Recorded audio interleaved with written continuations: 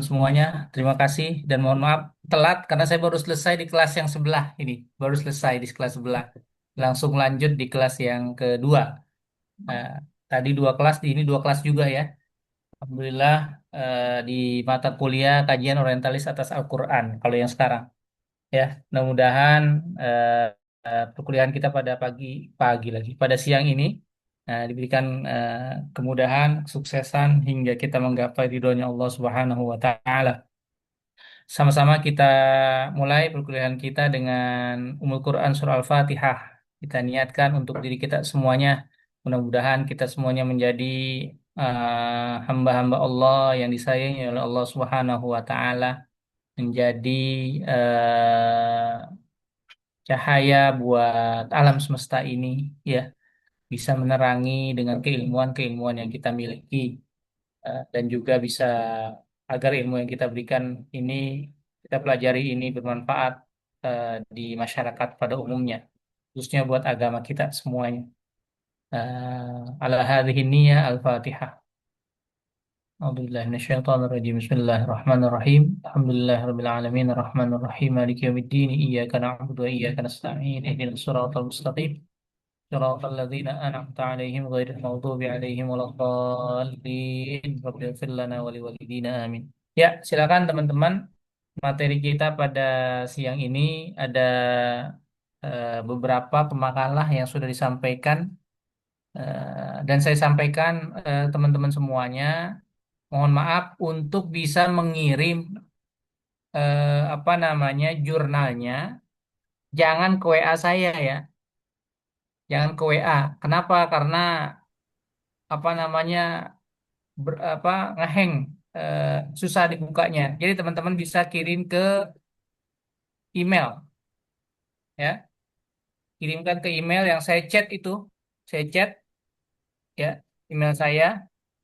Jadi usahakan dikirimnya ke email. Jadi teman-teman bisa catat emailnya. Jadi yang belum-belum tolong bisa mengirimkan makalahnya atau jurnalnya ke sini ya, ke email saya.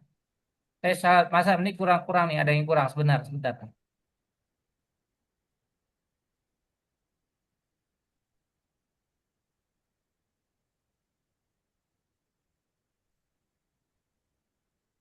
Oke. Kirimnya ke sini ya, ke email. Jadi supaya apa namanya memudahkan kita semuanya. Kalau di WA cukup dengan mengabarkan bahwa saya sudah mengirimkan ke email, gitu aja ya.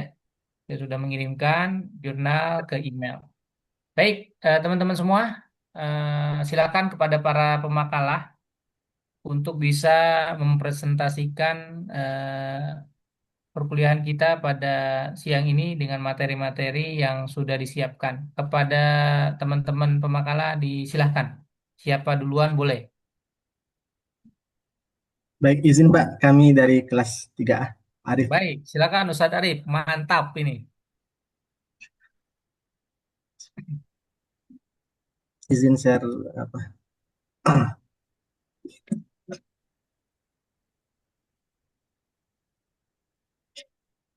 A'udzubillahi minasyaitonirrajim. Bismillahirrahmanirrahim. Alhamdulillahirabbil alamin wal aqibatu lil muttaqin wala udwana illa 'alal zalimin. Asyhadu an la ilaha illallah wa asyhadu anna Muhammadar Rasulullah. Allahumma shalli ala Muhammad wa ala ali Muhammad. Yang kami muliakan Bapak dosen Dr. Abdullah Syafi'i, hafizahullah taala, dan teman-teman semuanya. Izinkan kami, Arif, ingin mempresentasikan jurnal yang kami buat dengan tema-tema kajian orientalis terhadap Al-Quran, perspektif Fazlur Rahman. Baik, kami langsung ke pendahuluan saja. Bismillahirrahmanirrahim. Tidak ada kitab suci yang dikaji oleh berbagai kalangan dalam sejarah peradaban manusia secara terus-menerus selain Al-Quran. Sejak masa turunnya kitab suci umat Islam telah mengguncang dunia Yahudi dan Kristen. Orang-orang Yahudi dan Kristen mulai mengetahui Al-Quran diwahyukan kepada Nabi Muhammad SAW setelah beliau berdakwah keluar kota Mekah, khususnya dalam lingkup dunia Arab. Setelah Islam masuk ke Spanyol Andalusia pada masa dinasti Bani Umayyah, Al-Quran semakin dikenal oleh berbagai kalangan. Seiring dengan berjalannya waktu, banyak kalangan non-muslim mulai menaruh perhatian untuk mengkaji atau meneliti makna Al-Quran. Seiring berjalannya waktu, kajian Al-Quran mulai berkembang di berbagai daerah sampai ke dunia barat pada masa modern. Dalam konteks kajian Al-Quran di barat, kajian Al-Quran mulai banyak dikaji setelah beberapa sejana orientalis melakukan penerjemahan kitab suci umat Islam ini pada abad ke-12 Masehi.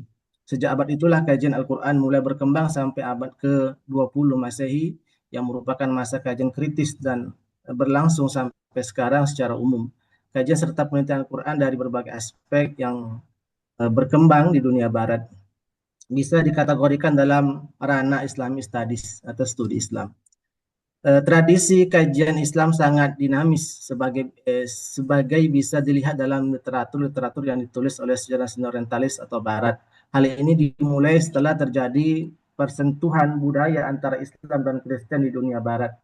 Alasan utama sarjana-sarjana barat mengkaji Islam adalah alasan teologis yang untuk menunjukkan hegemoni Kristen terhadap Islam.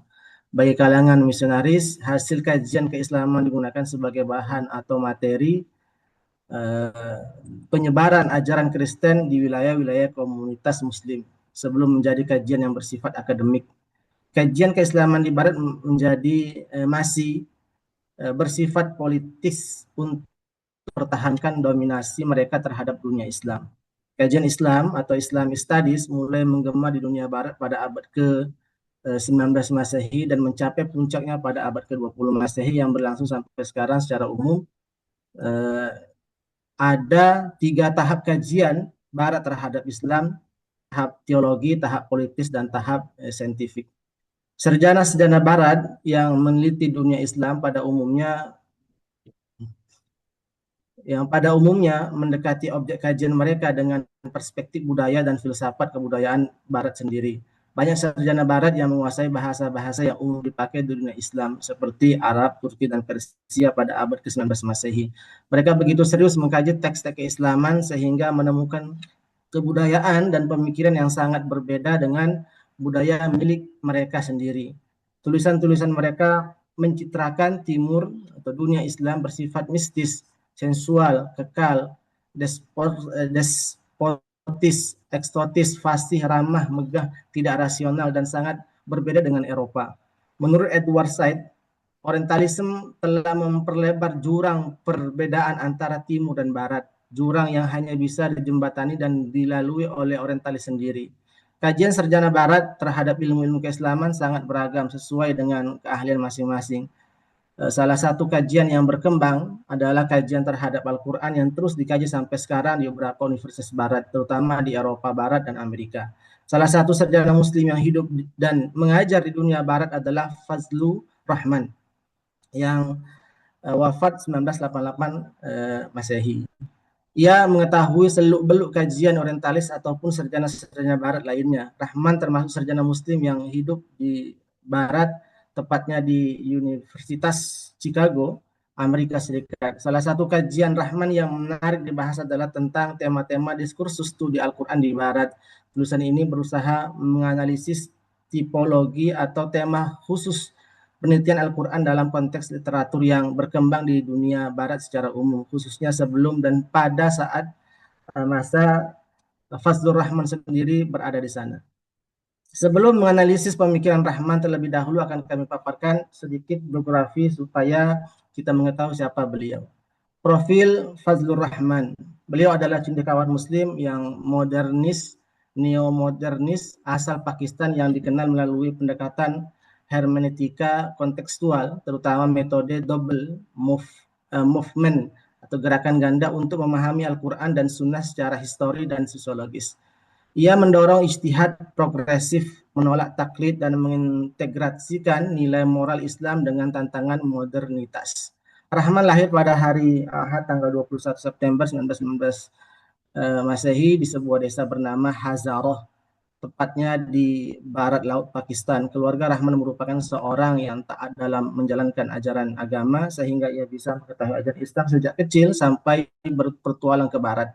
Pada usia 10 tahun, sebagaimana kebiasaan ulama-ulama terdahulu dalam menghafal Al-Quran, Fazlur Rahman berhasil berhasil menghafal Al-Quran di luar kepala. Ayahnya bernama Maulana Syuddin, seorang tokoh agama yang mengikuti mazhab Hanafiyah yang pernah belajar di Dioben. Pendidikan dasar Rahman dimulai dengan pendidikan tradisional dengan mengkaji teks-teks ajaran Islam melalui ayahnya. Keluarga Rahman pindah ke Lahore ketika ia berusia 14 tahun, tepatnya 1933. Pada masa itu, Lahore termasuk salah satu kota maju dalam bidang pendidikan sehingga Fazlur Rahman bisa mendapat pendidikan modern. Setelah berapa lama menjalani masa sekolah, maka Fazlur Rahman mampu menyelesaikan sarjana muda atau BA dalam bidang bahasa Arab di Universitas Punjab pada 1940. Pada universitas yang sama, kemudian Fazlur Rahman mendapat gelar MA atau Master of Art pada tahun 1942. Tidak hanya itu, pada tahun 1949, Rahman juga menyelesaikan doktornya atau PhD-nya dalam kajian filsafat Islam atau Islamic Philosophy di Universitas Oxford, ya, di Inggris. Fazlur Rahman berhasil merampungkan doktornya dalam waktu 3 tahun, dari tahun 1946 sampai 1949. Rahman sempat mengajar di beberapa universitas, diantaranya di Universitas Durham yang ada di Inggris. Selama kurang 8 tahun, dari tahun 1950 sampai 1958, dalam mengampu mata kuliah studi tentang budaya, Persia, dan filsafat Islam.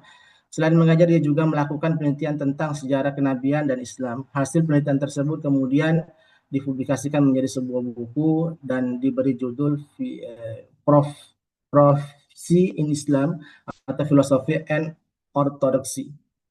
Setelah beberapa tahun meninggalkan negerinya, Rahman akhirnya kembali ke Pakistan pada awal tahun 1960-an. Kemudian ia ditunjuk sebagai Direktur Lembaga Riset Islam pada tahun 1962. Selama lembaga yang dipimpin beliau, ia berhasil menerbitkan 2 jurnal ilmiah, yaitu Islamic Studies dan Fiqhun Nazar, yang berbahasa Urdu. Rahman berusaha merekrut orang-orang yang menguasai bahasa Inggris sebagai anggota junior yang mencoba melatih mereka metode-metode riset modern. Ia juga merekrut beberapa tenaga ahli senior yang telah lulus dari universitas di bidang filsafat dan ilmu sosial untuk mendalami kajian-kajian Islam. Rahman memberi mereka pelajaran bahasa Arab selain bidang ilmu keislaman lainnya seperti hadis dan usul fiqh. Rahman juga mengirim beberapa orang untuk belajar ke universitas di barat ataupun di timur. Bahkan Rahman juga berusaha mengundang doktor-doktor pakar dari barat untuk membantu dalam riset penelitian. Setelah lama bergelut dalam dunia akademik dan mendedikasikan hidup untuk kemajuan Islam, akhirnya Rahman meninggal dunia pada tanggal 26 September 1988. Tema-tema kajian orientalis terhadap Al-Quran. Supaya tulisan ini tidak melebar kemana-mana, maka penulis memfokuskan analisis terhadap pandangan Fazlur Rahman terhadap wacana kajian orientalis terhadap Al-Quran dalam panduan buku Mayor Themes of the Al-Quran. Rahman menyebutkan bahwa secara umum literatur barat modern yang mengkaji Al-Quran bisa dibagi menjadi 3 bagian. Pertama, karya-karya atau pemikiran yang berusaha ingin membuktikan bahwa Al-Quran telah terpengaruh oleh ajaran Yahudi Kristen. Yang kedua, karya-karya yang membahas rangkaian kronologis ayat Al-Quran. Yang ketiga, karya-karya atau kajian yang menjelaskan secara umum atau bagian-bagian tertentu dari Al-Quran. Dalam menghadapi atau merespon kajian sejarah orientalis, sarjana sejarah Muslim menghadapi 2 problem. Yang pertama, mereka kurang memahami relevansi Al-Quran untuk masa sekarang sehingga mereka tidak dapat menjelaskan Al-Quran dengan baik dalam menjawab problematika umat masa sekarang. Kedua, mereka khawatir bahwa hasil penafsiran atau pemahaman yang dihasilkan menyalahi penafsiran yang telah diterima secara tradisional. Menurut Rahman, kesalahan dalam menafsirkan Al-Quran kadang-kadang memang tidak bisa dihindari, tetapi ia harus terima dengan ketulusan hati. Sarjana sejarah Islam yang memiliki keahlian serta kemampuan memahami atau menafsirkan Al-Quran harus berkontribusi untuk membumikan Al-Quran dalam menjawab tantangan zaman dari tema atau topik kajian Al-Quran yang dikembangkan oleh Fazlur Rahman di atas. Maka ada 3 poin pokok yang menjadi fokus analisis dalam tulisan ini, yaitu pertama, pengaruh ajaran luar Islam terhadap Al-Quran. Tidak diragukan lagi bahwa Islam datang setelah munculnya agama Yahudi dan Kristen, sehingga sedikit atau banyak telah mempengaruhi ajaran Islam. Dalam kajian ilmiah, pengaruh ini harus dibuktikan dengan data-data historis. bukan dengan asumsi atau prasangka dari sebagian kalangan. Kalaupun ada kemiripan atau keterpengaruhan, maka hal tersebut tidak mengapa karena dalam Islam memang ada beberapa ajaran sebelumnya yang diakui sehingga ada istilah syar'u man qablana atau syariat umat sebelum Islam. Ajaran Yahudi Kristen diklaim telah mempengaruhi isi Al-Quran oleh sebagian sarjana barat atau orientalis sehingga memicu polemik kajian Al-Quran sampai sekarang. Nampaknya polemik kajian Al-Quran di Barat mulai ramai diperbincangkan setelah Abraham Geiger pada tahun 1810 sampai 1874 menulis buku kontroversial dengan judul West hat Muhammad aus the Judentum outgenommen pada tahun 1833. Geiger ingin membuktikan bahwa Nabi Muhammad banyak dipengaruhi oleh budaya luar, terutama Yahudi dan Kristen. Bagi Giger, Al-Quran bukan merupakan kalam ilahi atau wahyu yang berasal dari Allah Subhanahu wa taala, tetapi tidak lebih dari ungkapan manusia biasa. Dengan demikian secara tidak langsung ia ingin mengatakan bahwa Al-Quran merupakan kitab palsu yang dibuat oleh manusia atau Nabi Muhammad sallallahu alaihi wasallam. Giger juga menyimpulkan bahwa hal tersebut karena tidak memfokuskan kajiannya pada istilah yang digunakan dalam literatur keagamaan.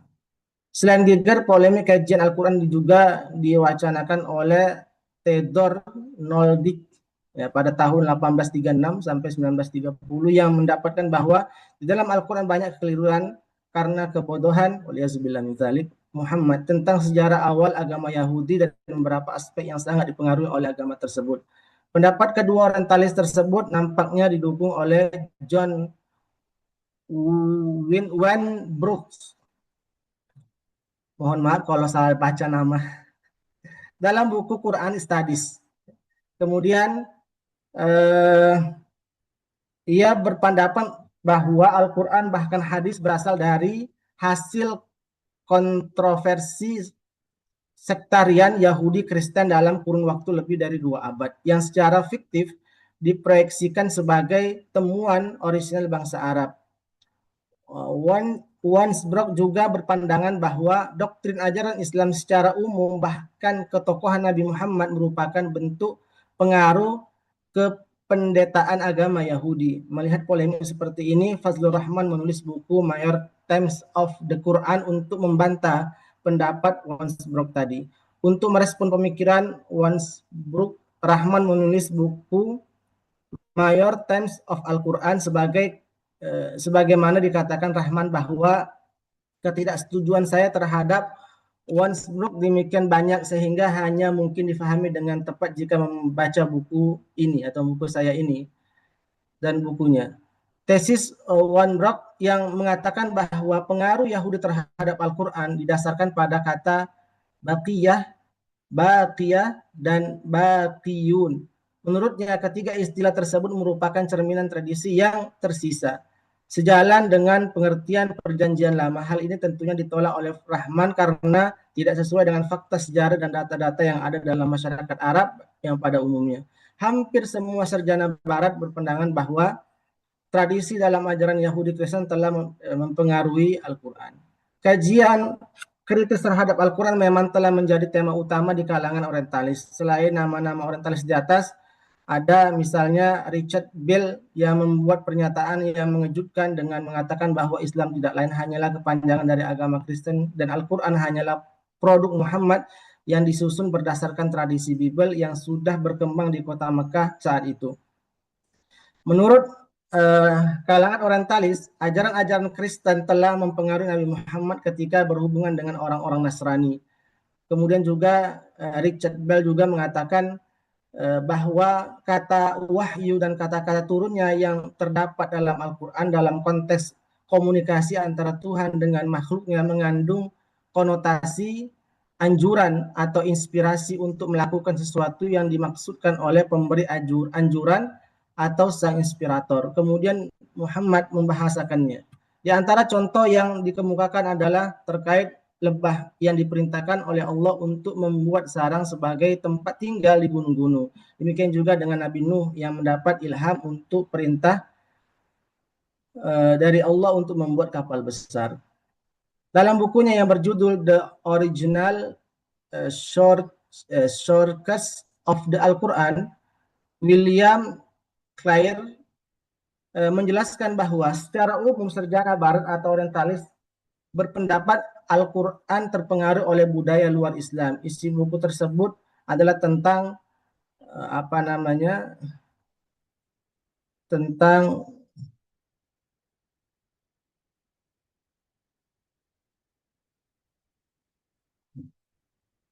ini pakai bahasa Inggris.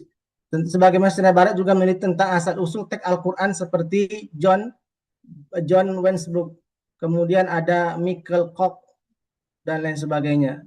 Selain membahas tentang otentitas Al-Quran, kalangan orientalis juga membahas isu-isu tentang pengaruh Yahudi, Kristen, dan agama lain terhadap Al-Quran.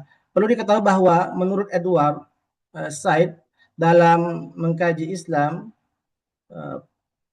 Patrikia kurang membekal dirinya dengan pengetahuan memadai tentang Islam itu sendiri. Kalangan sarjana Barat sendiri meragukan hasil kajian Kron karena kelemahan dalam berbahasa Arab. Hal ini sebagaimana dikatakan oleh Robert Bertram yang wafat 1993, bahwa Kron kurang memahami bahasa Arab sehingga hasil kajiannya tidak utuh dalam memahami teks Al-Quran atau teks Arab. Hal inilah yang menyebabkan kajian Kron terkait kajian Islam dianggap tidak memiliki dasar yang kuat dan tidak akurat. Kalaupun pendapat ini benar, kemungkinan besar hanya menggunakan literasi atau literatur bahasa Arab yang sudah diterjemahkan dalam bahasa Inggris atau bahasa lainnya. Meskipun demikian, hal itu tidak menjadi masalah selama terjemahan yang dipakai bisa dipertanggungjawabkan secara ilmiah atau akademik. Untuk membuktikan Al-Quran atau Islam secara umum banyak dipengaruhi oleh tradisi luar, terutama sekali terkait asal-usul atau pengaruh Yahudi Kristen terhadap Al-Quran. Beberapa sarjana orientalis menulis buku seperti Abraham Giger dalam bukunya West Hat Muhammad aus the Judentum auf Genomen. Kemudian juga Goldas Golsak dalam kitabnya The Origin of the Al-Quran, dan banyak lagi orientalis yang kemudian menulis tentang untuk membuktikan bahwa Al-Quran itu dipengaruhi oleh agama mereka.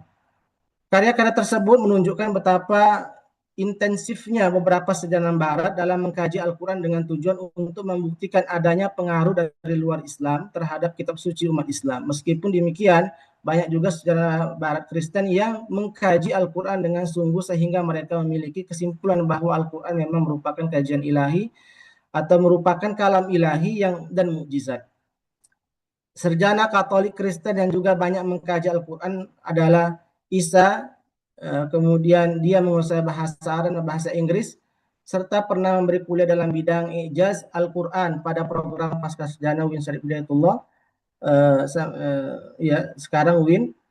Dia mengatakan dia ada buku yang berjudul Ijaz Al-Quran Al-Karim, Abraha At-Tarikh. Buku ini penting bagi pengkaji Al-Quran di Indonesia sehingga diterjemahkan dengan judul Al-Quran yang menakjubkan, bacaan terpilih dari tafsir klasik hingga modern dari seorang ilmuwan Katolik. Sebagai bentuk apresiasi kepada Bold Latta, seorang ahli tafsir Indonesia yang sebagai bentuk apresiasi kepada Bolata, seorang ahli tafsir Indonesia yang bernama Kim Quraish Shihab yang kemudian memberikan kata pengantar pada buku tersebut. Yang kedua, kajian susunan ayat dan surah Al-Quran. Jika ada kalangan orientalis atau sarjana Barat melakukan kajian kritis terhadap susunan kronologi Al-Quran, maka mereka ketinggalan zaman. Hal ini karena ulama-ulama terdahulu telah memperdebatkan masalah tersebut sebagaimana bisa dilihat dalam beberapa literatur ilmu-ilmu Al-Quran atau ulumul Al-Quran. Kajian kronologi susunan Al-Quran merupakan kelanjutan dari kajian terkait ada atau tidaknya pengaruh budaya luar Yahudi atau Kristen terhadap Al-Quran atau tidak.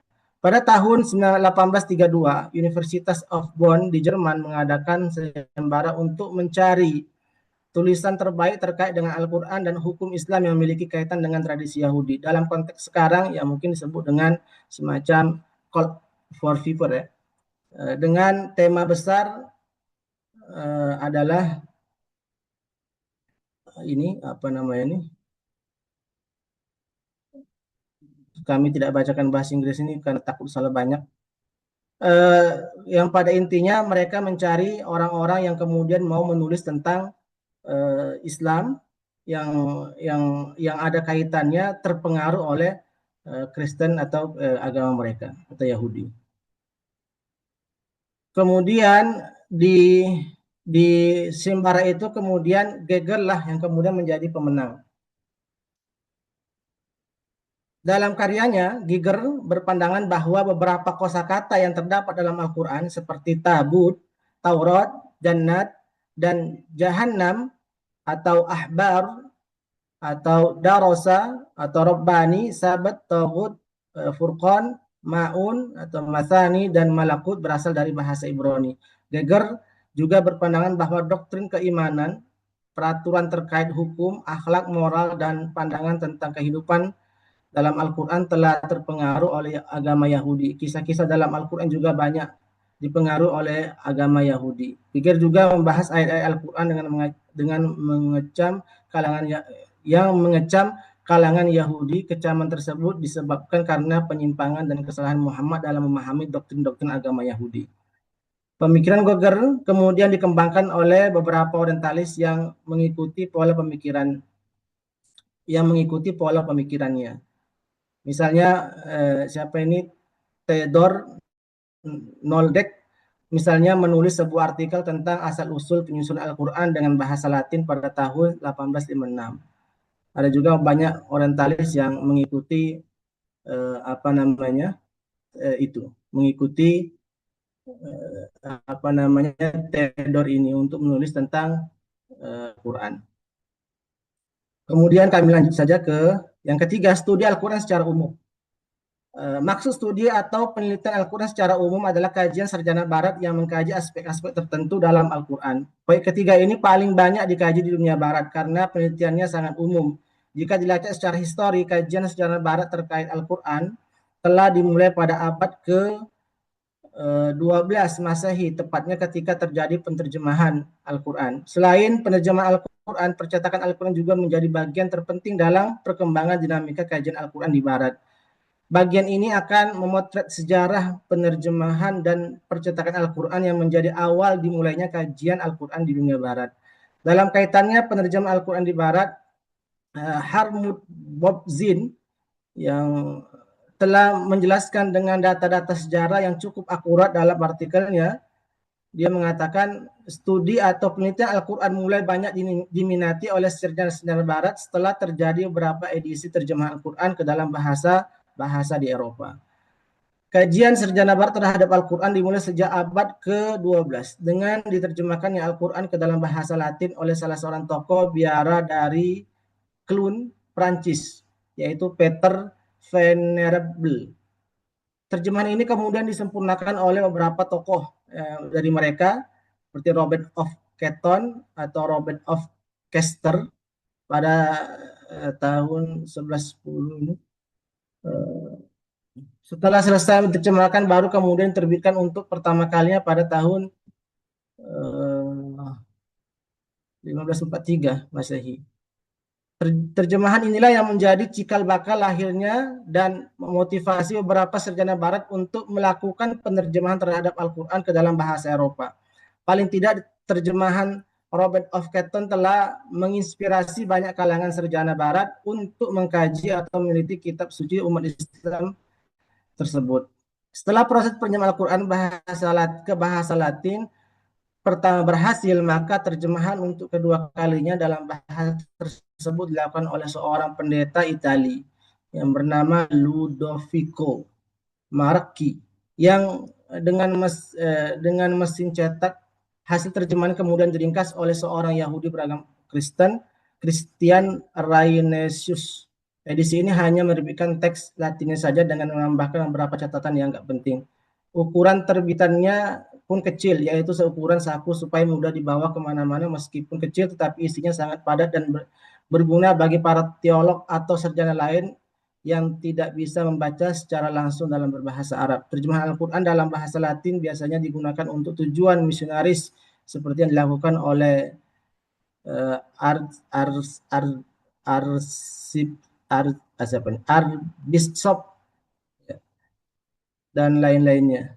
Seorang sarjana besar dari Spanyol juga kemudian ikut menerjemahkan, kemudian ada juga yang dari Belanda dan Perancis. Di antara bahasa yang digunakan oleh sarjana barat untuk menerjemahkan Al-Quran ke dalam bahasa mereka masing-masing adalah bahasa Itali, kemudian juga ada bahasa Spanyol, ada bahasa Perancis, ada bahasa Belanda dan bahasa-bahasa Inggris juga ada. Pada abad modern, bahasa Inggris merupakan bahasa yang sangat populer dan konteks penerjemahan Al-Quran terkait Al-Quran. Pada abad modern, bahasa Inggris merupakan bahasa yang sangat populer dalam konteks penerjemahan terkait Al-Quran secara umum. Bahasa tersebut merupakan bahasa kesatuan dunia karena ia merupakan bahasa internasional. Ada beberapa terjemahan bahasa Inggris yang banyak beredar di dunia Islam, termasuk di Indonesia, diantaranya The Holy Al-Quran, English Translation. Setelah melakukan penerjemahan Al-Quran oleh orientalis, di dalam sejarah menyebutkan bahwa Al-Quran pertama kali cetak di Finisia sekitar tahun 1530 sampai 1537 atau sampai tahun 1938. Menurut sebagian ahli sejarah, selain dilakukan oleh sejarah barat, Al-Quran juga dicetak di kalangan muslim. Percetakan Islam pertama dalam sejarah Al-Quran terdapat di Rusia, tepatnya di Saint Petersburg pada tahun 1787 Masehi. Hal serupa juga dilakukan di Kozan, Iran, Teheran pada tahun 1828 Masehi atau di Tibris 1833 Masehi. Percetakan juga dilakukan di India secara spesifik. Percetakan Al-Quran terjadi di dunia Islam pada tahun ini 1342 Hijriah atau 1923 Masehi di Mesir. Hal ini dilakukan berdasarkan keputusan Raja Fuad I yang dilakukan bahwa pengawasan ulama-ulama yang dilakukan di bawah pengawasan ulama-ulama Universitas Al-Azhar. Penulisan khatnya adalah Syekh Muhammad Ali Khalaf Al-Husaini. Mushaf cetakan Mesir disusun berdasarkan riwayat Hafiz dari Asim yang wafat 127 Hijriah. Setelah selesai cetaklah kemudian seluruh ke dunia Islam, kemudian setelah selesai dicetak, kemudian Quran itu disebar ke seluruh dunia. Setelah munculnya di cetakan Mesir, barulah muncul percetakan-percetakan di dunia Islam lainnya. Baik, kesimpulan, kajian Al-Quran memang menarik untuk dikaji baik dari segi sejarah, klasik maupun modern. Kajian Al-Quran di Barat sudah muncul pada masa-masa awal Islam, tetapi kajian mulai masif dilakukan sejak muncul tradisi penerjemahan Al-Quran. Penerjemahan Al-Quran yang dimulai pada abad ke-12 Masehi terus mengalami peningkatan sampai masa sekarang pada masa modern. Kajian Al-Quran di Barat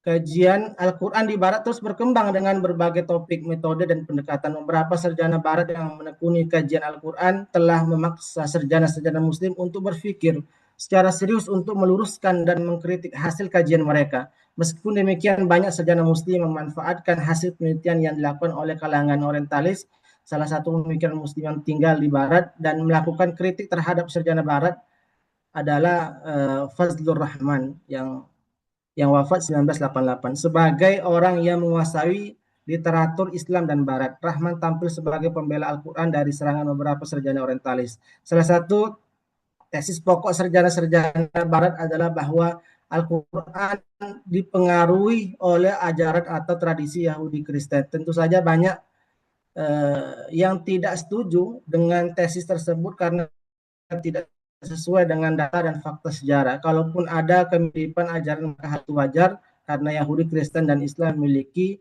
akar rumpun yang sama yaitu agama Nabi Ibrahim. Rahman telah memetakan atau membuat tipologi kajian Al-Quran di Barat meskipun secara global. Sampai sekarang kajian Al-Quran di Barat terus dikaji dengan berbagai macam metode dan pendekatan. Sarjana-sarjana Muslim tentu harus berterima kasih juga kepada sarjana Barat yang telah melakukan kajian atau penelitian kritis terhadap Al-Quran. Bahkan mereka telah membuka mata dan pikiran sarjana Muslim untuk melakukan kajian secara serius terhadap Al-Quran. Beberapa universitas di Barat terus melakukan kajian atau penelitian terhadap Al-Quran terhadap Al-Quran. Beberapa universitas di Barat terus melakukan kajian atau penelitian terhadap Al-Quran sehingga melahirkan berbagai macam topik kajian. Bahkan mereka telah membuat Encyclopedia of the Al-Quran yang memuat ribuan tema Al-Quran dari ratusan sarjana Barat sesuai dengan bidang keilmuan masing-masing. Bahkan mereka juga memiliki jurnal khusus yang memuat tema-tema kajian Al-Quran yang disebut dengan Journal of Quranic Studies, baik di Eropa maupun di Amerika. Ini menunjukkan bahwa kajian Al-Quran bersifat dinamis dan terus akan berkembang, bukan statis ataupun stagnan. Kitab suci ini ternyata tidak hanya dikaji oleh sarjana-sarjana muslim saja, tetapi banyak kalangan luar Islam melakukan hal yang sama. Inilah yang menjadi tantangan sarjana muslim untuk terus berupaya mengkaji Al-Quran sehingga melahirkan ilmu pengetahuan yang baru bagi generasi berikutnya. Kajian orientalis bukanlah hal yang menakutkan, tetapi juga justru sebagai motivasi bagi kita. Fazlur Rahman telah melakukan hal tersebut sehingga perlu dilanjutkan oleh sarjana-sarjana muslim sampai sekarang. Dengan melakukan hal ini, maka akan muncul kajian Oksidentalisme sebagai lawan dari orientalis. Demikian yang dapat kami paparkan dari jurnal kami.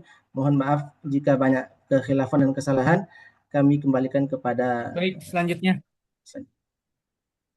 kepada teman-teman kalau bisa di apa persempit ya, dipersempit. Silakan selanjutnya. Baik, saya akan melanjutkan. Nama saya Umi Nur Khalifah dari kelas 3B.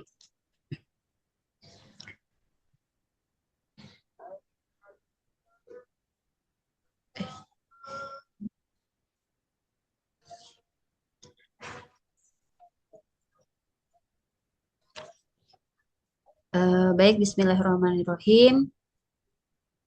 Selanjutnya saya akan melanjutkan tentang tema-tema kajian orientalis terhadap Al-Quran. Islam telah tersebar luas di seluruh penjuru dunia. Peradabannya yang membentang bisa membuat takjub dunia. Hal ini menjadikan bangsa Barat tertarik dan berkeinginan untuk mengkaji Al-Quran secara ilmiah.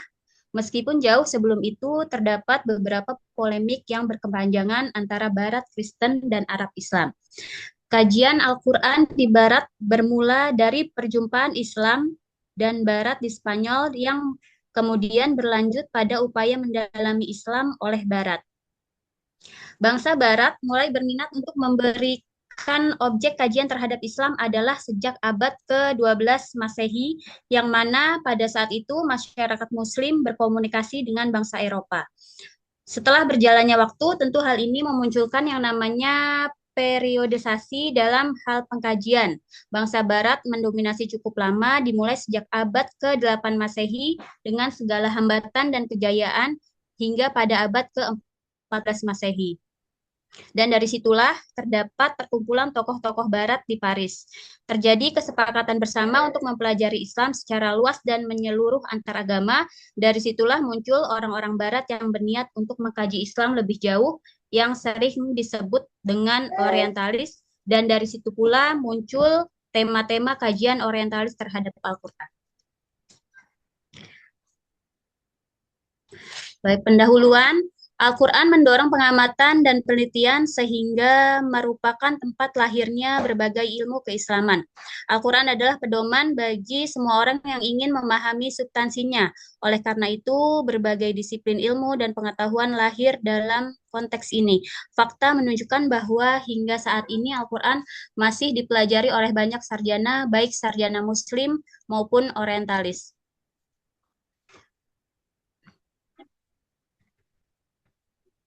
Dalam tulisan ini hendak menjawab beberapa poin penting yang dirumuskan sebagai berikut. Kemunculan kajian Al-Quran oleh kajian Barat, perkembangan kajian Al-Quran oleh kajian Barat, periodisasi kajian Al-Quran di Barat, dan tema-tema kajian orientalis terhadap Al-Quran. Untuk yang pertama yaitu kemunculan kajian Al-Quran oleh kajian Barat. Di daratan Eropa, nilai peradabannya, yakni Islam, sungguh dinilai luar biasa. Martabat peradaban Islam di abad pertengahan mengambil banyak aspek, tidak hanya tercakup dalam militer, era yang oleh para sejarawan disebut sebagai zaman keemasan Islam, di mana juga bertepatan dengan era kegelapan abad pertengahan Barat. Waktu itu peradabannya lebih maju sebab proses Heleniasi Dala atau keduniaan merupakan tanda jika Islam Arab telah mengadopsi tradisi Yunani Romawi. Timbulnya sebuah kontraversi beserta diiringi suasana kurang akrab di antara pihak Kristen Arab dengan Islam Arab merupakan akibat dari pembentukan teks-teks Arab khususnya Al-Quran. Studi Al-Quran yang sudah sistematis oleh orang Kristen Barat boleh dikatakan sebagai misi dari Petros Venerabilis yang juga pelopor awal dalam studi Islam.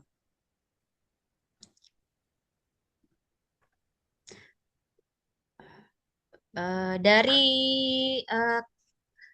latar belakang di atas dapat ditarik kesimpulan bahwa asal muasal dari kajian Al-Quran Barat lahir dari pertemuan antara Islam dan Barat di Spanyol, dan sejak itu Barat terus melanjutkan upayanya untuk mendalami Islam, menerjemahkan Al-Quran ke bahasa Latin, dan juga Eropa lainnya merupakan awal studi Barat belajar Al-Quran.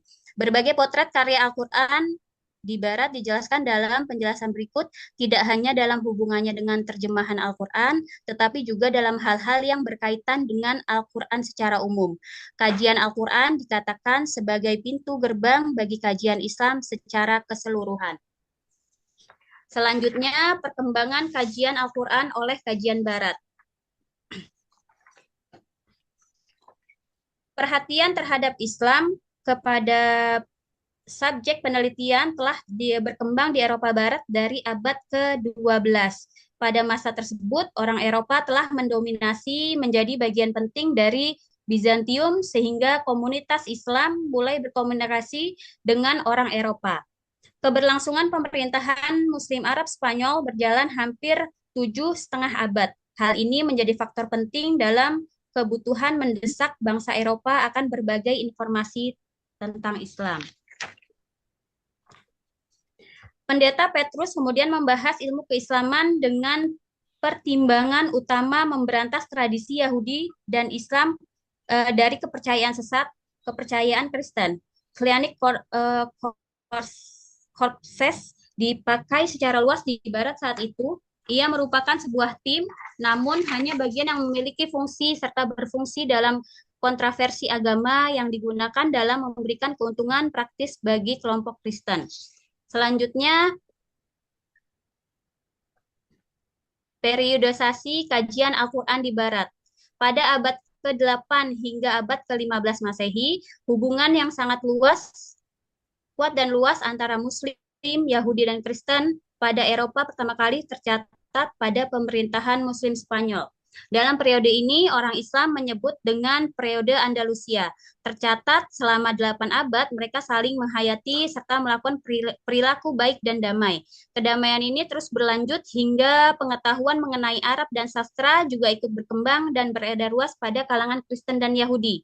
Sebagai akibatnya, obrolan dan debat tentang kepercayaan juga tak jarang terjadi. Pada masa ini adalah masa kejayaan pada Eropa. Kedamaiannya terasa begitu hangat, sebagai akibatnya saling bertukar pikiran tentang keilmuan. Apalagi pada masa ini juga mulai timbul perpustakaan menggunakan ribuan kitab dan puluhan karya ilmu.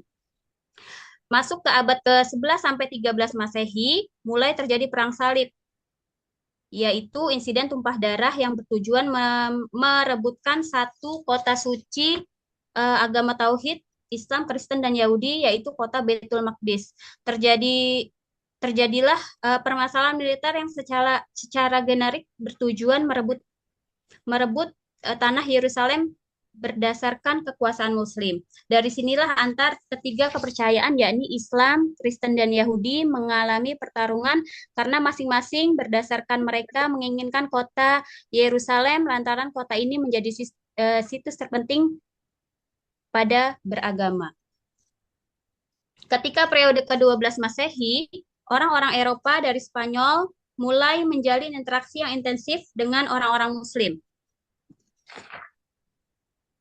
Pengalih bahasa Arab ke dalam bahasa Latin dalam bidang ilmu pengetahuan, pengobatan, juga filsafat dan penerjemahan Al-Quran dan pengingat dan pengingkaran terhadap teksnya. Pada abad ke-12 Masehi, terdapat seorang laki-laki dari kebangsaan Inggris yang menerbitkan terjemah Al-Quran pertama kalinya ke nada bahasa Latin, yaitu Robert Ketton pada tahun 1136 sampai 1157. Ketertarikan non-Muslim terhadap kajian Islam secara generik dan studi Al-Quran secara spesifik telah berlangsung begitu lama. Di masa itu, para orientalis sudah mulai melakukan serangkaian pembelajaran terhadap Al-Quran, tetapi masih sangat bersifat apologetik.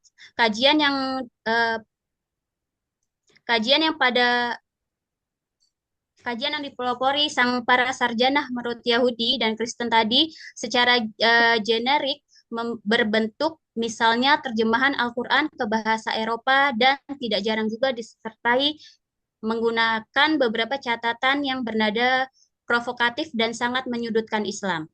Memasuki abad ke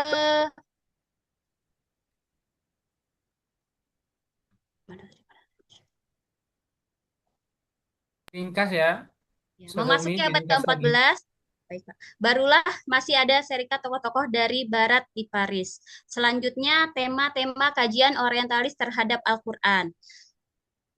Berawal dari kerja keras untuk melakukan penerjemahan terhadap ayat-ayat Al-Quran, kajian-kajian orientalis terus mengalami perkembangan. Menurut Fazlur Rahman, sejak awal zaman modern, secara garis besar, tema kajian mereka dapat dikelompokkan menjadi tiga. Yang pertama, karya yang berusaha mencari pengaruh Yahudi Kristen dalam Al-Quran. Yang kedua, karya-karya yang mencoba membuat rangkaian kronologis ayat-ayat Al-Quran. Yang ketiga, karya-karya yang bertujuan menjelaskan keseluruhan atau aspek-aspek tertentu saja dalam Al-Quran.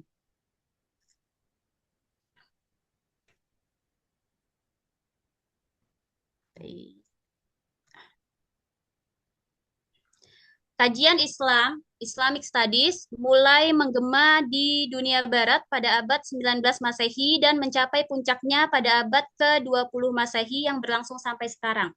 Dalam melakukan pengkajian studi Al-Quran, orientalis melakukan penelitian dalam berbagai tema. Adapun tema yang sering dipakai yakni sebagai berikut. Yang pertama, tentang kritik teks dan redaksi. Ini mencakup analisis kritis terhadap teks Al-Quran, yang kedua konteks historis, yang ketiga ada sosiologi Al-Quran, yang keempat ada linguistik, yang kelima ada konteks teologis dan filosofis, yang keenam ada kritik terhadap Al-Quran, yang ketujuh ada perbandingan agama, yang kedelapan ada interpretasi Barat tentang Al-Quran, yang kesembilan ada pengaruh Al-Quran dalam budaya Barat. Yang ke-10 ada kritik tentang terhadap metode orientalis. Baik, Baik, di silakan di sampai ya, situ dulu. Silakan. Yang lainnya, yang lain. Ada yang kedua, yang ketiga? sudah Pak. Hanya dua saja hari Oh, ini. dua. Baik.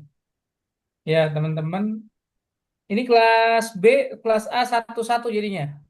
Iya, Oke. Ada dua item, dua tema. Sebetulnya satu tema dengan dua pemakalah ya. Yang terkait dengan tema-tema kajian orientalis terhadap Al-Quran. Yang secara umum tadi dijelaskan tema-tema kajiannya itu bisa dipetakan ke dalam beberapa kecenderungan besar ya, yang berulang dalam karya-karya para orientalis tersebut tadi disampaikan oleh para pemakalah. Misalnya upaya menelusuri pengaruh tradisi Yahudi Kristen tadi disampaikan oleh Umi Khalifah ya, terhadap Al-Quran tadi ya. Pengaruh tradisi Yahudi Kristen dalam Al-Quran, ada rekonstruksi kronologi dari ada kuah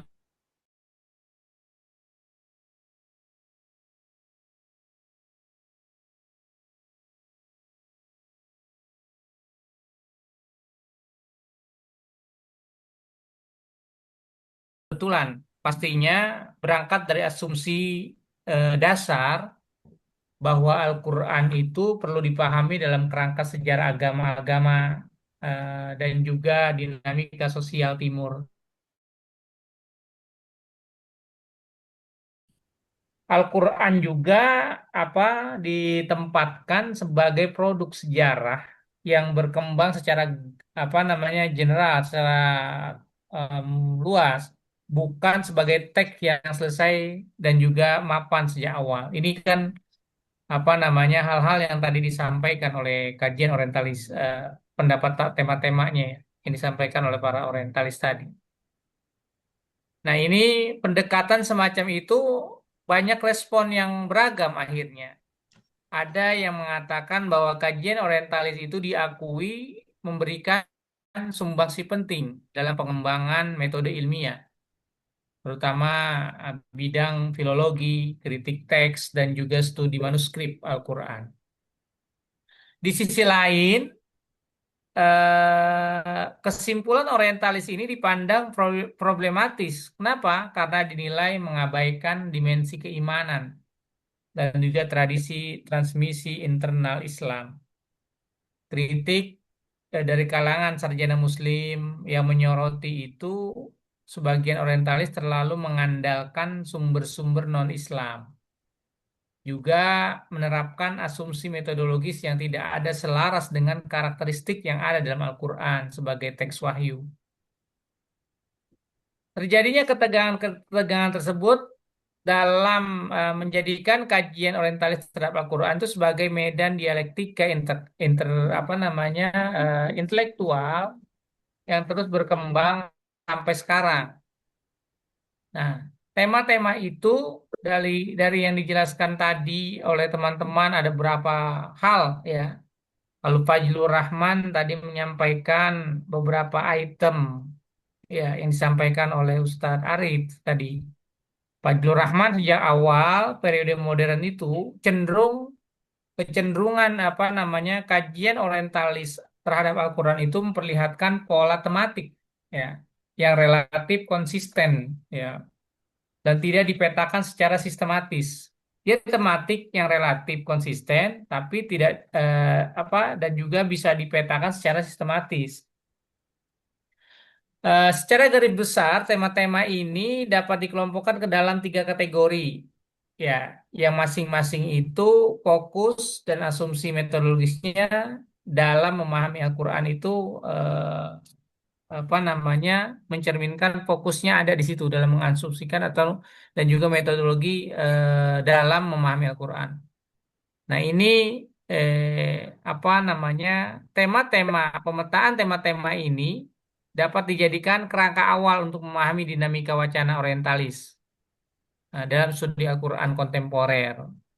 Kira-kira diklasifikasikan tadi yang disampaikan oleh para pemakalah ya, ada karya-karya yang dalam kategori berfokus pada upaya menelusuri adanya pengaruh tradisi Yahudi dan Kristen dalam Al-Quran. Yang tadi disampaikan oleh pemakalah pertama, ada karya Abraham Giger, ya, ada Richard Bell, ada John Swartzbrook, ya. Ini karya-karya dalam kategori berfokus pada upaya menelusuri pengaruh tradisi Yahudi dan Kristen terhadap Al-Quran. Yang kedua ada kategori yang mencakup karya-karya yang berupaya menyusun urutan kronologinya, ayat-ayat Al-Quran serta proses pembentukan teksnya. Ya, tadi karya Theodor Noldeke, ya. Kemudian ada karya Regis Blecher, ya, karya Arthur Jeffrey, dan ini adalah salah satu kategori yang mencakup karya yang berupa penyusunan urutan kronologinya dari ayat-ayat Al-Quran. Kemudian ditelaah dan bagaimana proses pembentukan teksnya. Itu para orientalis tuh. Ada Noldeke tadi, ada Regis Belcher, ada Arthur Jeffrey. Kemudian kategori yang ketiga yang meliputi karya yang bertujuan menjelaskan Al-Quran secara menyeluruh. Ya, atau dia mengkaji aspek-aspek tertentu dari kandungan yang ada di dalam Al-Quran. Ya, itu ada karyanya Kenneth Craig, ya. Kemudian juga ada karyanya Toshihiko Isuzu. Ya, itu masuk ke dalam kajian aspek-aspek tertentu atau menjelaskan Al-Quran secara menyeluruh. Ya, mengkaji aspek-aspeknya. Nah, kajian ini secara umum mencakup tiga kategori besar tadi, sebagaimana yang disampaikan. Dinamika perdebatan antara kalangan orientalis dan sarjana Muslim dipengaruhi oleh dua kategori yang pertama. Ya, kategori yang pertama dan kedua, yaitu kategori fokus menelusuri eh, ajaran yang pengaruh dari Yahudi dan Kristen, kemudian menyusun urutan kronologi ayat-ayat Al-Quran. Ya, dua kategori ini dinilai apa paling signifikan karena menyentuh persoalan apa? Persoalan dasar yang berkaitan dengan asal-usul dan juga keotentikan Al-Quran. Kita sampai jam berapa ini ngomong-ngomong nih? Lupa Jam saya. 4 Pak. Sorry. Oh, sampai jam 4 ya. Baik, sebelum ada pertanyaan saya sampaikan sedikit ya. Eh, jadi kedua kategori yang dinilai paling signifikan karena apa? Karena menyentuh persoalan mendasar yang berkaitan dengan asal-usul dan keotentikan Al-Quran. Dalam kaitannya dengan kategori keotentikan ini berupaya apa? Menelusuri pengaruh Yahudi dan Kristen dalam Al-Quran. Gagasan itu dapat ditelusuri secara jelas melalui pemikirannya John Walsbrook, ya, tadi yang disampaikan oleh Ustaz Arif tadi, ya, Quranic Studies, ya, yang berusaha mengemukakan dan membuktikan tiga tema-temanya. Yang pertama apa? Al-Quran dipandang sebagai teks yang sejenisnya dengan tradisi Yahudi. Kenapa coba tuh bayangkan tuh? Al-Quran dipandang sebagai teks yang sejenis dengan tradisi Yahudi. Karena menurut Brooks itu, ia lahir itu dalam konteks perdebatan antara komunitas Yahudi dan Kristen. Ya, akhirnya dalam kerangkanya itu Al-Quran tidak dipahami sebagai wahyu yang turun menurut Brooks nih, menurut Brooks, Once Brooks nih. Bahwasanya Al-Quran itu tidak dipahami sebagai wahyu yang turun dalam ruang sosial yang terpisah, melainkan sebagai bagian dari dinamika diskursus keagamaan yang berkembang sebelumnya di wilayah timur dekat sana tuh. Yang kedua, Al-Quran diposisikan sebagai hasil perpaduan. Nih kategorinya, Al-Quran diposisikan sebagai perpaduan. Bayangin aja, Al-Quran diposisikan sebagai hasil perpaduan berbagai tradisi religius yang sangat apa namanya yang yang saling apa berinteraksi sehingga kandungan ajarannya dianggap merefleksikan akumulasi gagasan-gagasan teologis yang ada. Ketiga, Al-Quran itu dinilai sebagai sebuah konstruksi baru setelah Nabi Muhammad. Jadi Al-Quran itu dinilai itu sebagai konstruksi yang baru terbentuknya setelah masa Nabi Muhammad, bukan sebagai teks yang telah selesai dan mapan pada masa kenabian. Nah, ini kan pandangan-pandangan ini apa namanya menjadi sebuah hal yang menarik bagi kalangan-kalangan orientalis tadi. Ya. Dari apa asumsi-asumsi itu, John Wansbrook itu mengatakan bahwa sumber-sumber non-Muslim awal menunjukkan bahwa keberadaan Al-Quran baru dapat dilacak secara historis. Jadi keberadaan Al-Quran baru bisa dilacak secara historis pada abad kedua Hijriah. Dia juga menilai bahwa sumber-sumber Islam mengidentifikasi atau mengindikasikan belum adanya penetapan teks Al-Quran secara final sehingga abad ketiga Hijriah hingga abad ketiga Hijriah itu belum ada tuh sesuatu yang final dari Al-Quran menurutnya. Ya. Nah ini Wansbrook ini apa meneliti Al-Quran sampai ke sana tuh. Lalu kita kan ya sekedar oh udah ya ini udah Al-Quran diturunkan kepada apa melalui malaikat Jibril kepada Nabi Muhammad. Selesai kita kan sampai situ doang ya kan. Mengetahuinya kan sudah sejarah secara dalamnya ya udah karena kita sudah yakin kalau kita sudah meyakini. Tapi para orientalis kan bertanya-tanya, ini benar-benar apa namanya wahyu atau memang buatan eh, Muhammad kata mereka kan kayak gitu tuh. Ya. Kalau kita kan sudah yakin karena kita dalam keadaan iman, mengimani. Ya, kalau mereka para orientalis terus mengkaji. Tapi apakah kita cukup sampai situ? Kan kita terus kan mentadaburi ayat. Ya, kita tadaburkan ayatnya sekarang.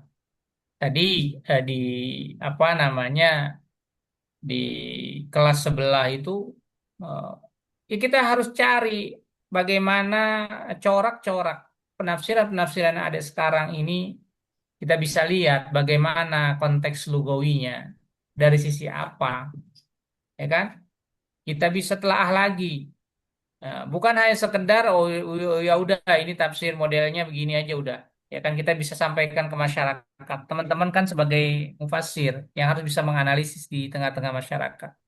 Sekarang apa namanya menjelaskan kepada para jamaah sholat taraweh misalnya dalam kajian kultumnya, ya kan? Menyampaikan bahwa Ramadan adalah misalnya bulan yang penuh dengan lipatan apa pahala di sisi Allah Subhanahu wa taala. Hanya sebatas itu, ya kan? Sodako berlipat ganda, ya enggak Ustaz Arif? Dijelasin begitu kan? Ayo, ayo jamaah banyak-banyak bersodako di bulan ini adalah sodako berlipat ganda. Itu para penceramah itu, ya. Tapi menganalisisnya hanya sekedar itu. Bagaimana bisa Allah jadikan lipat ganda dalam ibadah di bulan Ramadan itu seperti apa? Ya kan? Kita harus bisa menganalisis lebih dalam dari sisi eh, ke mungkin kalau kita memperdalam sofistiknya kita perdalam. Dari sisi filosofisnya kita perdalam. Ya. Kita hanya bisa melihat gambaran sekelompok orang yang hanya memiliki cover kesolehan. Padahal kita bisa banyak melihat orang yang lebih soleh daripada orang-orang yang bercover kesolehan. Nyata di tengah-tengah sana. Ya. Ini kan gambaran-gambaran yang harus sama-sama kita telaah, kita teliti, kita analisis dalam kehidupan sehari-hari. Bukan hanya melihat cover seorang apa namanya soleh. Ternyata orang yang tidak eh, bercover seperti orang soleh ternyata tinggian kemakrifahannya lebih tinggi daripada orang yang bercover soleh tersebut. Nah ini kan kita terus gali. Nah ini pun digali-gali oleh oleh para para apa namanya peneliti-peneliti barat gitu kan. Mereka menggali. Ternyata orang yang pakai kaos ternyata suaranya lebih bagus sehingga di viral-viral tuh di media sosial. Banyak nggak ya kayak gitu? Ya kan rambutnya gondrong, suaranya bagus, hafal Quran. Kita yang pakai sorban, pakai peci, hafalnya cuman juz 30. Itu pun surat-surat pendek, ya kan? Ini kan sesuatu yang harus sama-sama kita apa namanya perbaiki itu sisi-sisi itu. Ya nggak? Bukan begitu Pak Kiai Akhwani ya kan? Benar nggak Pak Kiai Akhwani? Ya. Betul, Yai. Iya, banyak. Kita bercover cover soleh. Ya, tapi mungkin eh, perilaku dan tingkah laku kita jauh daripada orang-orang yang tidak bercover dengan cover kesolehan. Ya. Kita bisa lihat bagaimana kita ibadah di malam bulan Ramadan dengan tarawehnya. Ada yang 23, ada yang 11. Misalnya. Tapi kita bisa masih melihat banyak orang yang mencari sesuatu nafkah untuk kewajiban memenuhi keluarganya. Kita menganggap mereka itu mengabaikan ibadah di malam bulan suci Ramadan. Belum tentu itu orang masuk surga nyari duit aja kerjanya. Itu bagi orang yang soleh mengatakan seperti itu ya. Itu orang yang soleh. Tapi kalau pandangan filosofisnya, secara filosofisnya tidak seperti itu. Secara filosofisnya, gitu ya. Justru bagi yang melakukan pencarian nafkah untuk hal yang wajib untuk keluarga, coba kita bayangkan, untuk keluarga hal yang wajib, ya, itu lebih penting misalnya. Ya, mungkin dia nanti malamnya melaksanakan ibadah qiyamul lailnya yang tidak kita lihat karena kita melihat sesuatu yang fakta di tengah-tengah masyarakat. Kita berangkat sholat di masjid orang masih jualan, ya kan? Itu orang waktunya ibadah Ramadan kagak bisa apa ya kan? Itu dalam hati kita terbersit seperti itu. Terbersit hal-hal yang buruk dalam jiwa kita, dalam diri kita. Padahal bulan Ramadan adalah bulan tazkiyatun nafs, ya. Tapi kenapa sisi-sisi buruk itu muncul di dalam hati kita? Kan gitu ya. Itu banyak tuh dalam diri kita seperti itu, menganggap diri kita paling soleh. Ya kan, berangkat dengan sarung dan sorbannya, pecinya, ya kan, wanginya. Ketika melihat orang-orang di pinggir jalan, hati kita terus pasti ada tuh, ya Allah orang, oh bulan suci Ramadan masih aja jualan itu ya, bukannya sholat dia, ya kan? Itu apa namanya hal yang selalu ada dalam diri kita. Kita hanya melihat seperti itu. Ya, padahal kalau kita bisa melihat merujuk dari sisi filosofisnya, ya kan mana hal-hal yang bagi prioritas bagi mereka mungkin itu suatu kewajiban karena untuk memberikan sesuatu yang terbaik buat keluarganya mungkin di tengah malamnya mereka qiyamul lail, ya kan, yang kita justru di malamnya tidak, ya kan, ini kan sesuatu yang pelajaran berharga buat kita. Di mana sisi tazkiyahnya, di mana sisi irodahnya kita kepada Allah Subhanahu wa taala, ya kan. Ini kan hal-hal yang eh, perlu lebih dalam teman-teman semua. Para orientalis Barat itu mengkaji lebih dalam tentang Al-Quran dari sisi Qurannya. Kenapa kita tidak? Ya? Kita tidak menggali dari sisi apa namanya filosofisnya Al-Quran itu seperti apa? Ya.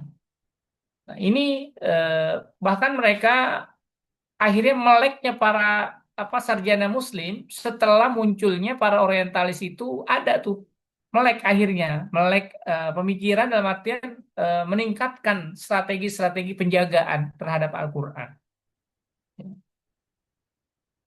Muncul para orientalis akhirnya membackup Al-Quran supaya Al-Quran terus menjadikan sebuah pemurniannya dijaganya sebagaimana Allah sampaikan inna nahnu nazzalna dzikra wa inna lahu lahafizun, ya. Ini kan terus siapapun antum semua juga harus menjaga, kita semua harus menjaga bagaimana kemurnian Al-Quran.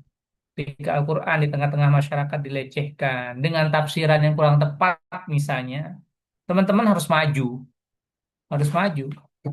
ya kan?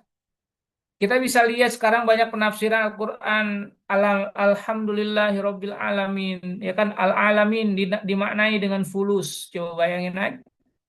Ya, Rob dimaknai dengan coba aja. Ini kan ada tuh viral di media sosial, ya kan?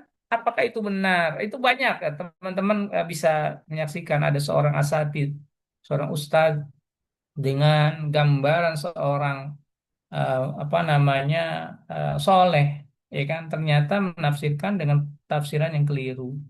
Dalam surat Al-Fatihah saja sudah, bagaimana dengan surat-surat yang lain nantinya? Ya, di surat Al-Fatihah saja sudah memaknai dengan Rabbul Alamin, ya, semesta alam itu, alam ini akan bisa bergerak kalau ada duit katanya. Jadi duit itu penting dalam kehidupan. Coba bayangkan teman-teman semua. Ini kan sesuatu yang apa namanya meleset dari pandangan-pandangan kita selaku orang yang beragama.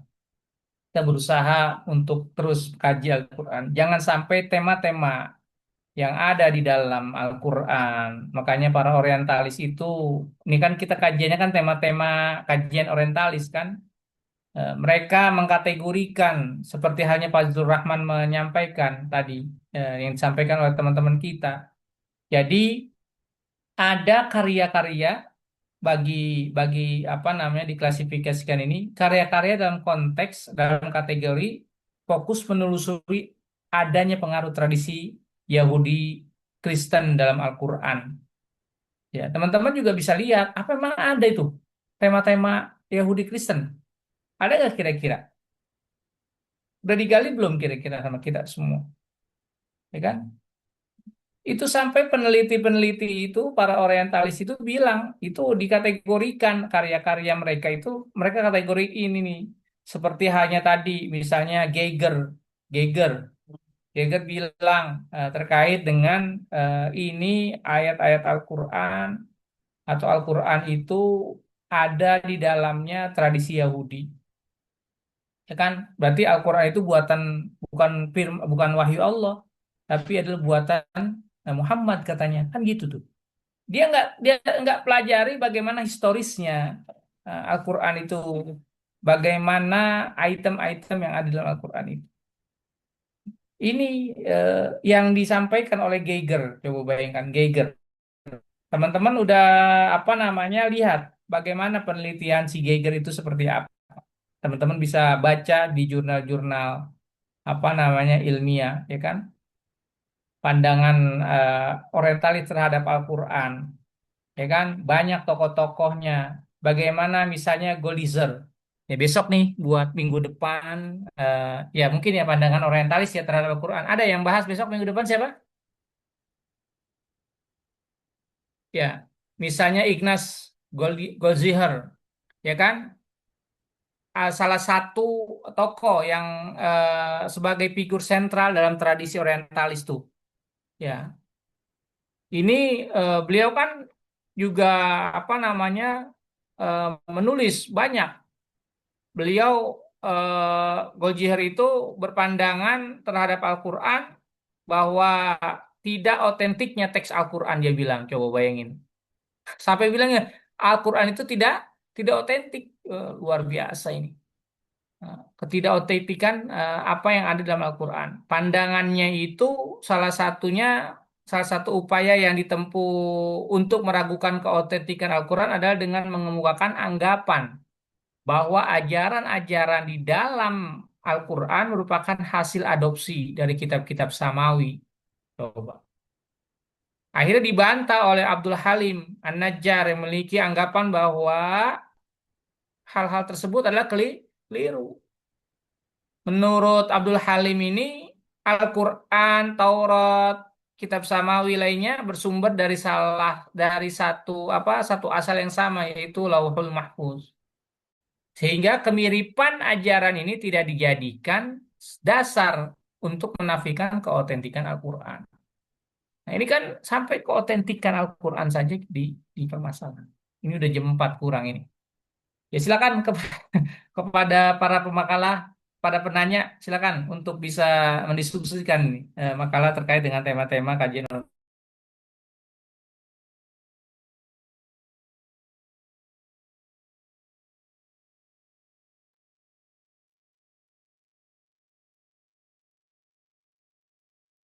Ustaz Wildatul Ainia, Ustaz Ahwani, Ustaz Samsul, ayo silakan. Pemakalah udah siap, Ustaz Arif tuh. 5 menit, 5 menit nih cukup 5 menit nih ya. Jam 4 kurang 5 menit. Silakan teman-teman yang ingin bertanya, tapi jika tidak bertanya maka kami lebih senang.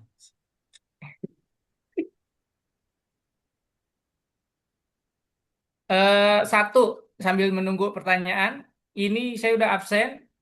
Hari kelas A hadir semua ya, kelas A ya. Hadir. Hadir ya. Kelas B ini ada yang saya belum absen nih karena nggak ada di apa namanya di dalam. Kelas B, kelas B udah. Kelas A, oke, udah semuanya. Baik, silakan. Imam Ustaz hadir Imam, Ustaz. siapa nih? Oh, Ustaz Imam. Saya mau tanya antum ini. Antum nggak ada di absen ini. Oh, saya udah konfirmasi ke keuangan ya. Mm-mm. administrasi udah lagi diproses kayaknya, Pak. Oh baik, Oke, ya sudah. Gimana Ustadz Imam? Sehat Ustadz Imam? Alhamdulillah sehat, Pak Ustadz. Di mana antum sekarang ini? Baru sampai Indo, Ustadz. Oh, baru sampai Indo. Jangan keliling mulu, jangan keliling. Ya, Oh, ya. tuntasin dulu antum tinggal dikit ini. Siap, siap, Ya, Ustadz.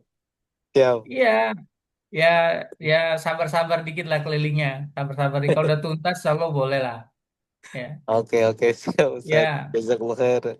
ya, Afwan. Silakan teman-teman yang lain. Ustadz Hakim, ya silakan Ustadz Hakim. Ya, baik. Ini karena waktunya juga singkat ya. Mungkin kalau saya simpulkan dari yang dikaji tadi, dari pemakalah itu salah satu tema kajian orientalis itu adalah dalam konteks historis. Itu dari sempat sempat di ada di makalah bagaimana validitas, kalau pengen saya mungkin singkat, bagaimana validitas klaim Abraham Hicks dalam Ashab Muhammad argument yang menyatakan bahwa Al-Quran itu merupakan hasil pengaruh ya ajaran Yahudi Kristen jika ditinjau dari pembuktian historis ya, serta konsep syar'u man qablana dalam tradisi intelektual Islam. Jadi tentu bisa dikaitkan dengan bagaimana bantahan Fazlur Rahman dalam hal ini. Ini mungkin singkat itu dan uh, bisa saya butuh pencerahan ini. Terima kasih. Ya, silakan Ustadz Arif. Intinya gimana Ustadz? Inti pertanyaannya, intinya? Intinya ini kan si Gadget ini mengklaim bahwa Al-Quran itu kan pengaruh ajaran Yahudi Kristen gitu. Jadi bagaimana tuntutan bagaimana pembuktian historis ya, bagaimana bantahan mungkin dalam hal ini Pak Rahman terhadap klaim dari Gadget ini, Ustaz. Begitu. Baik, Tanya. saya bantu Ustadz Arif ya. Saya bantu Ustadz Arif. Biar cepet karena waktunya dikit ini. Waktunya sedikit. Kalau waktunya lama sih saya suruh Ustadz Arif untuk jelasin. Syukur, Ya. Ustaz. Syukur, Masya Allah. Ya, kalau Geiger itu berpendapat bahwa Al-Quran itu memperlihatkan pengaruh ajaran Yahudi pada beberapa aspek dia. Ya, jadi ada aspek-aspek yang disampaikan oleh Giger terkait dengan ajaran-ajaran Yahudi, itu pada arah kebahasaan dia, pada arah kebahasaan serta keyakinan dan doktrin. Ya, dan juga ada pada ketentuan hukum dan moral. Di sana dibahas pandangan hidupnya juga, kemudian kisah-kisah yang tadi yang antum sampaikan historisnya yang ada di dalam Al-Quran. Pokok-pokok Giger ini, yang pertama dari segi bahasa, terdapat sejumlah kosakata bagi Giger dalam Al-Quran itu yang dinilai berasal dari tradisi Yahudi. Misalnya kata tabut, kata tabut. Ya, di dalam Al-Quran ada nggak kata tabut? Ada. Jadi menurut Geiger itu bahwa kata tabut akhiran ud pada kata tabut menunjukkan asal usul non-Arab. Kata tabut. Ya. Dan juga dinisbatkan kepada bahasa Ibrani dalam tradisi Yahudi. Ya kan? Ini menunjukkan penggunaan kata tabut dalam kisah Nabi Musa alaihissalam yang diletakkan ibunya ke dalam peti, ya kan? Yang salah satu contohnya itu tuh tabut. Ya enggak? Ada kan ya, Ustaz Hakim ya? Yang kedua, Jannatu Aden. Kata Jannatu Aden.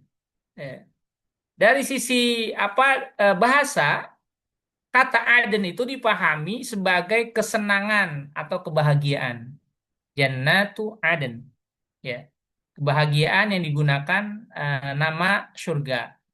Kalau Geiger itu mengatakan bahwa kata itu berasal dari bahasa Ibrani dan menunjukkan pada wilayah yang dalam tradisi Yahudi itu diyakini sebagai tempat tinggal Nabi Adam dan Siti Hawa. Adam. Ya, yang dikenal sebagai Taman Eden. Di sana disebutnya Taman Eden. Nah, itu. Akhirnya, seiring perkembangannya, istilah tersebut tidak lagi semata menunjukkan lokasi, ya, tapi dipahami sebagai simbol surga, sebagai simbol simbol surga yang menunjukkan dalam tradisi Yahudi itu tetap dipertahankan sebagai nama suatu tempat itu. Nah, banyak Ustadz, ada Jahannam, ada kata Robbani, itu ada kata Sabat. Sabat itu ada nggak dalam Al-Quran? As-Sabat, hari Sabtu itu. As-Sabat. Itu bagi Geiger itu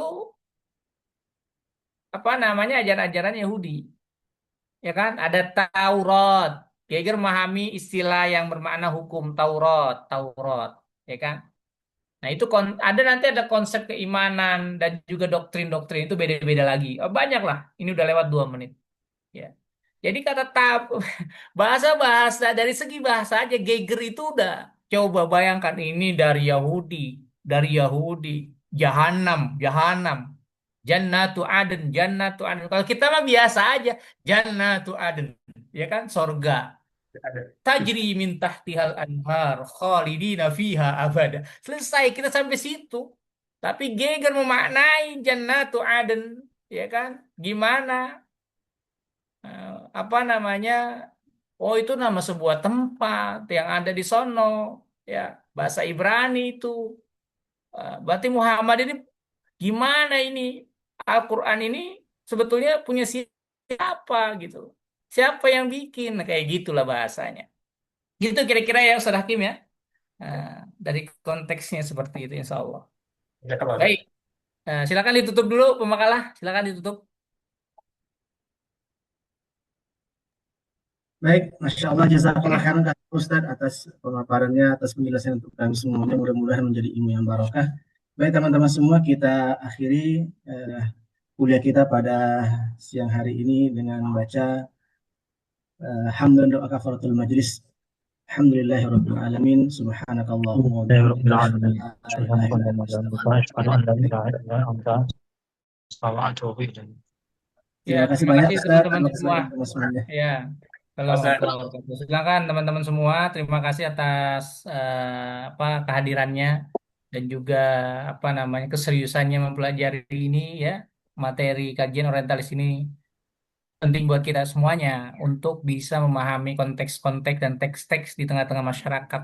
Jadi kita bisa melihat dari berbagai sisi, jangan dari sisi kita saja, tapi dari sisi orang lain kita bisa pahami bagaimana kehidupan ini berjalan dengan baik, bagaimana konteks-konteks yang ada di masyarakat, pandangan-pandangan siapa. Jangan dengan mudahnya kita menjustifikasi seseorang seperti ini, seperti itu, seperti itu. Kita bisa lihat dari segi bahasanya, dari sisi historis kehidupannya. Nah, itu kita bisa lihat, ya.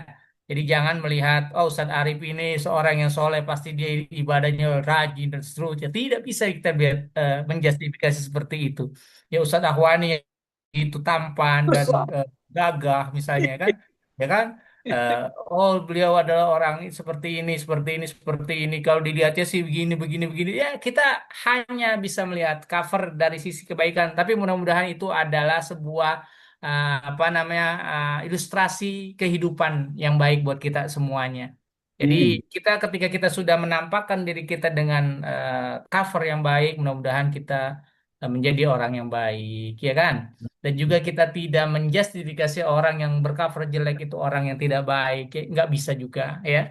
Jadi kita bisa melihat kalau kita udah belajar kayak gini, pasti kita lihat dari sisi bahasa, kita lihat dari konteks apapun kita bisa lihat.